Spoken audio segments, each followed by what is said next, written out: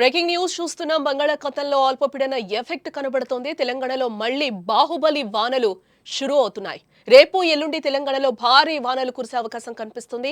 నేడు మరో అల్పపీడనం ఏర్పడే అవకాశం ఉంది. రేపటికి వాయుగుండంగా మారే ఛాన్స్ అయితే కనిపిస్తోంది.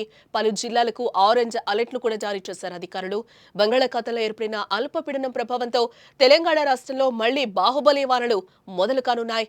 గత కొద్ది రోజులుగా కాస్త విరామం ఇచ్చిన వానలు ఇప్పుడు మరింత ఉధృతంగా పలకరించబోతున్నాయి. దీంతో రాష్ట్రంలోని పలు జిల్లాలకు ఆరెంజ్ అలర్ట్ సైతం జారీ అయింది. బంగాళాఖాతంలో ప్రస్తుతం ఒక అల్పపీడనం కొనసాగుతోంది.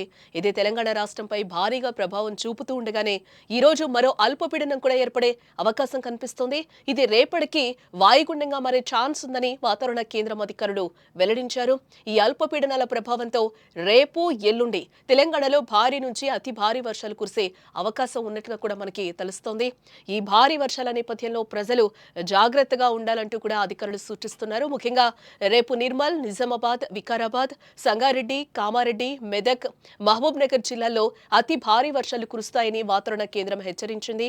ఇక ఎల్లుండైతే నిర్మల్, నిజామాబాద్, వికారాబాద్, సంగారెడ్డి, మెదక్, కామారెడ్డి, మహబూబ్ నగర్, నాగర్ కర్నూల్, వనపర్తి, నారాయణపేట అలాగే గద్వాల జిల్లాలో భారీ నుంచి అతి భారీ వర్షాలు కురుస్తాయని కూడా అంచనా వేస్తున్నారు.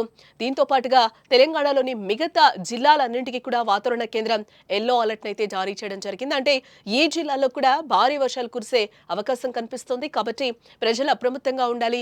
ముఖ్యంగా లోతట్టు ప్రాంతాల ప్రజలు, నదీ పరివాహక ప్రాంతాల ప్రజలు కూడా జాగ్రత్తగా ఉండాలని అధికారులు సూచిస్తున్నారు.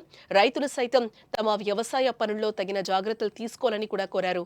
ఈ వర్షాల వల్ల జనజీవనంపై ప్రభావం పడే అవకాశం ఉంది. ప్రభుత్వ యంత్రాంగం కూడా వర్షాలకు సిద్ధంగా ఉండాలని, ఎటువంటి అత్యవసర పరిస్థితినైనా ఎదుర్కొనేందుకు తగిన చర్యలు తీసుకోవాలని కూడా అధికారులు ఆదేశించారు. ఈ బాహుబలి వానలు మరిన్ని రోజులు కొనసాగే అవకాశం ఉందని కూడా వాతావరణ కేంద్రం అంచనా వేస్తోంది.